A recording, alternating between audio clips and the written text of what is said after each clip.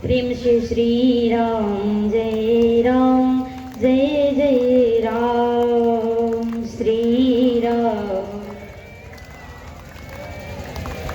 जय जय विघ्न हरण हनुमान जय जय संकट मोचन जय हनुमान।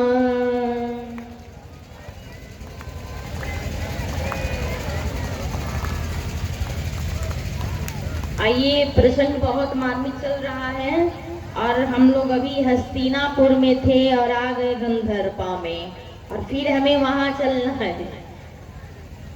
सब लोग फिर अपने मन को वही लेकर के चलेंगे।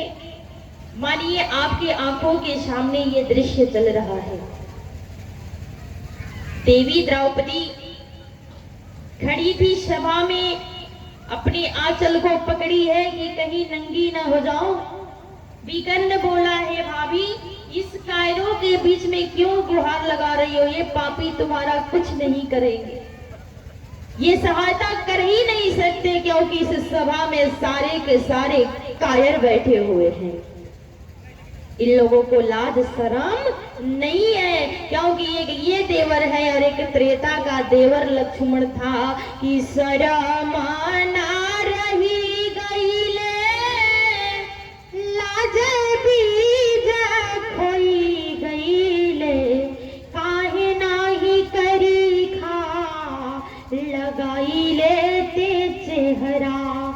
देखी पर नारी के ठठाई के हंसला सब लोग भाड़ भाड़ बीचे फूटेला फूटे हरा।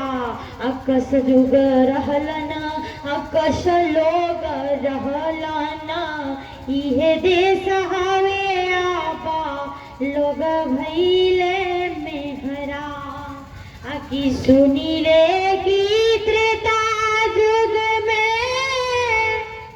सीता भाऊ जाई के आभूषणों न चीनी पौले लक्ष्मण देवरा। और वही देवी द्रौपदी के आत्मबल को बढ़ाया। कहा लगाओ अपने भैया द्वारिकाधीश को गुहार। जब उनकी भ्रिकुटी बदलेगी तो इन सब पापियों का सर्वनाश हो जाएगा। जो द्रौपदी कायरों के बीच में गुहार लगा रही थी कि आकर के आप लोग और हमारी लाज को बचाइए, वही द्रौपदी की मति बदल गई और द्रौपदी किसको गुहार लगा रही है कि मोहन माधव नंदक नंदन।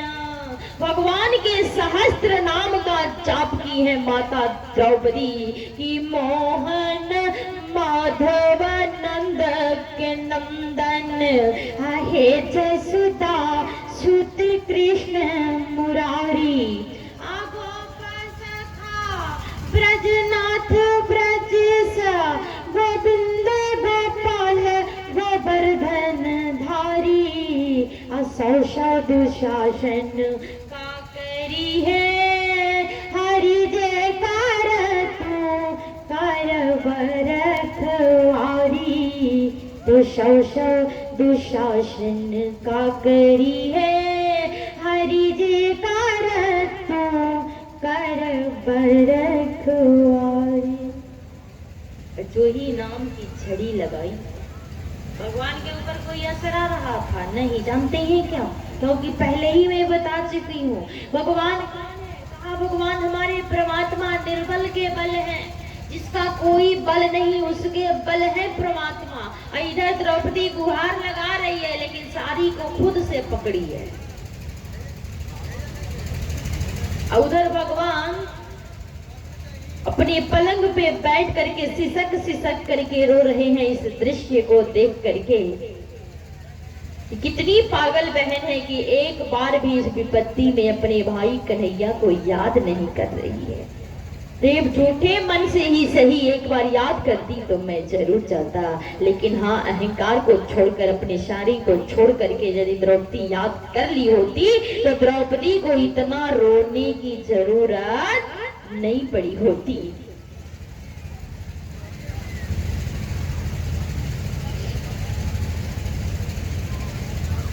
क्या हो गया भैया, इधर देखिएगा।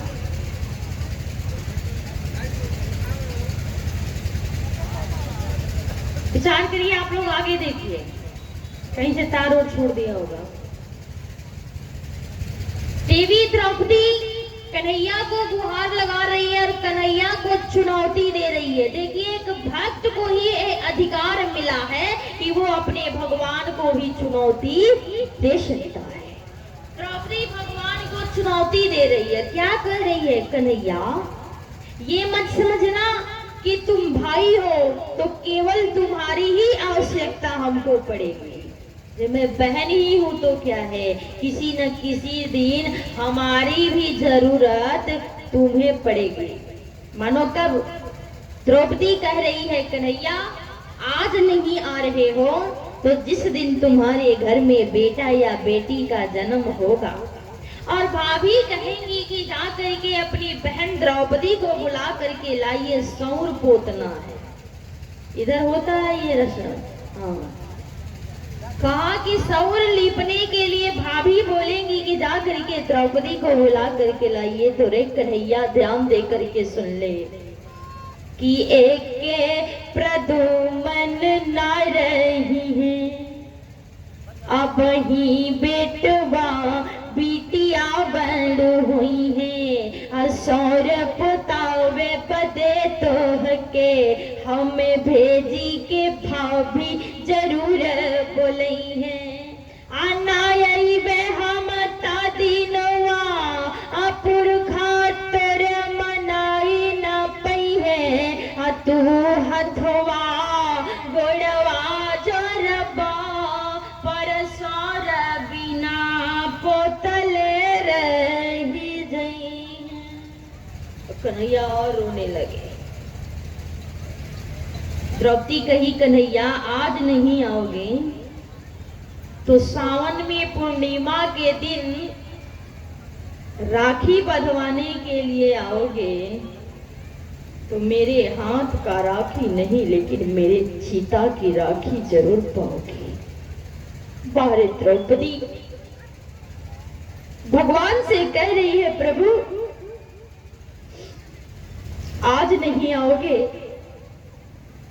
तीज पड़ी त्योहार पड़ी सड़िया तह से मंगवाया बनाई।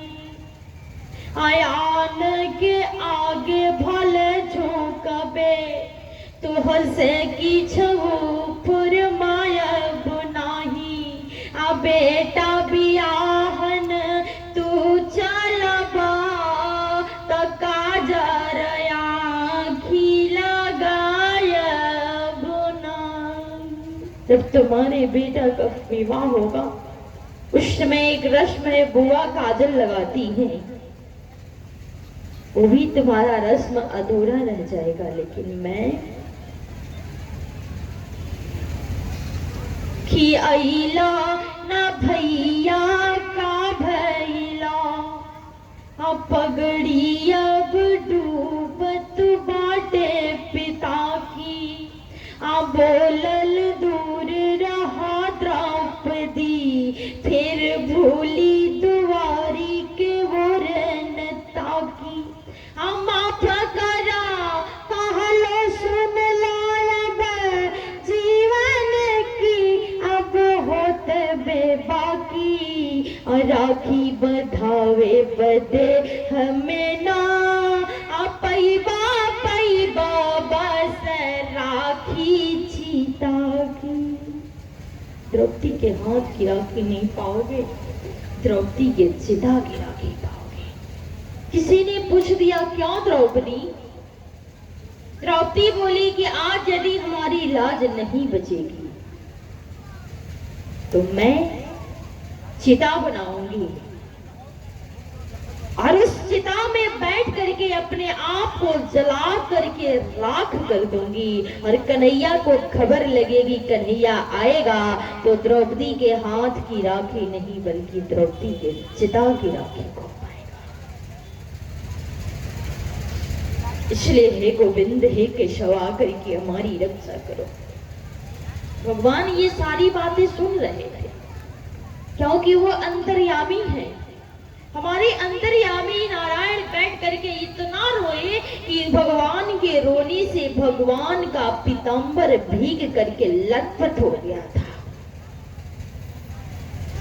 अचानक से रुक्मिणी जी कमरी में आई, देखी ठाकुर के रोने से पीतांबर भीग चुका है। माता रुक्मिणी जी ने कहा, भगवान नारायण किसी भक्त के ऊपर कोई विपत्ति पड़ी है क्या? भगवान सिसक कर रोने लगे।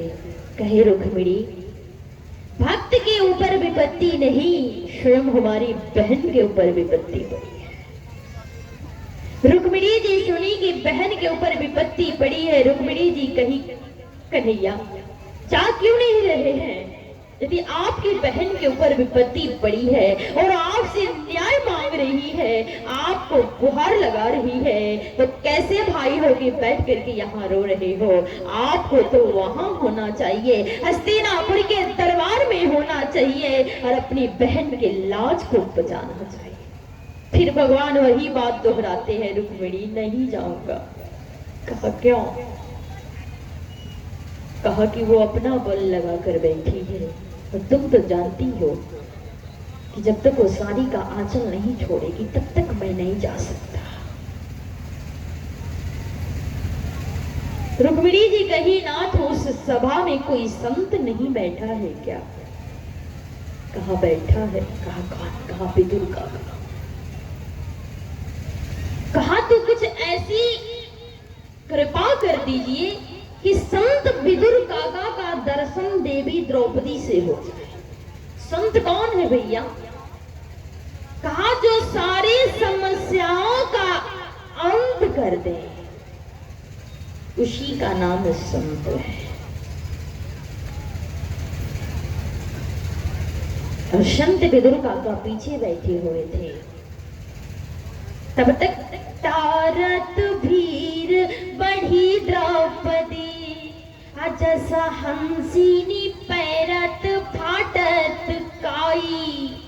भीड़ को टालती हुई माता द्रौपदी आगे बढ़ती हैं। जैसे हंसनी तालाब में तैरती है तो उसके चलने से काई फट जाता है, उसी प्रकार से भीड़ को चीरती हुई और देवी द्रौपदी कैसे आगे बढ़ती है कि तारत भीड़ बढ़ी द्रौपदी, जैसा हंसिनी पैरत फाटत काई। अखाड़ छछात लगी दुर्गा, केसिया कन्हिया रहल छितराई। देवी द्रौपदी बाल झाड़ रही थी जब दुशासन उसे उन्हें खींच करके लाया था। तब से द्रौपदी का बाल अभी खुला ही था कि आकर के सभा में और उसे कठपुतली की तरह नचा रहा था। इस पर बैठ करके साड़ी को खींच रहा है और द्रौपदी पकड़ी हुई है और मनी मन नारायण को गुहार लगा रही है। भीड़ को जब टालती हुई आगे बढ़ी नो तो किसकी दृष्टि पड़ी? कहा संत की। और जब संत विदुर काका का दृष्टि पड़ा, संत विदुर काका को जब देखी तो काका काका कर करके पुकार फाड़ करके जब रोई न तो संत दोनों हाथ उठा दिए। संत ज्यादा नहीं बोलते हैं, केवल इशारा करते हैं और इशारा से ही सारा काम हो जाता है।